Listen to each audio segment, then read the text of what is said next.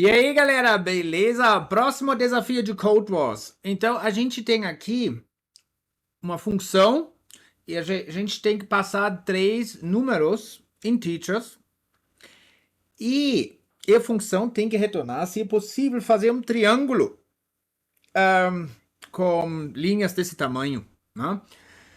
Triângulo, sabe, você aprendeu isso já na escola, né? Não sei, quinto ano, não sei.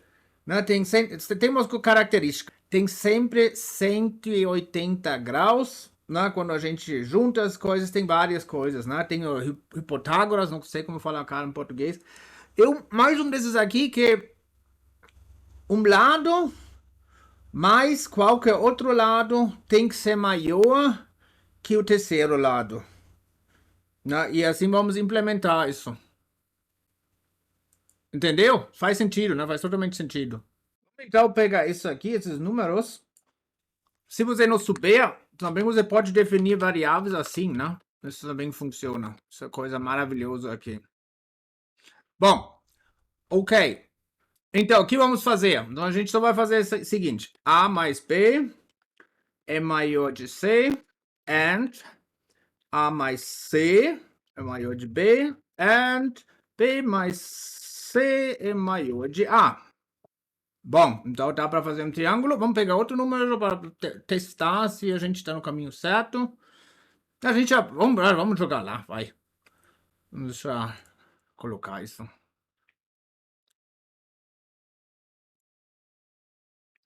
Então, return. Isso aqui. Vamos testar isso. Isso, deu certo. Deu. Submit. Esse é, né, claro. Inclusive, Python não precisa de parênteses, né? Eu também sempre no começo eu fiz, porque eu estudei C, né? E lá você precisa, né? Também Java, eu acho que também, se não me engano, eu não lembro mais, acho que também Java também. Mas Python não precisa, né? Pode deixar fora, né?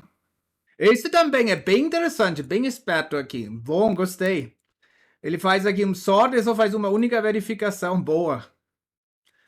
Mas eu não sei se é realmente mais rápido, né? Acho que esse aí, mesmo assim, esse vai ser mais rápido aqui. Acho que esse vai custar mais. Esse foi nosso aqui, né? Basicamente.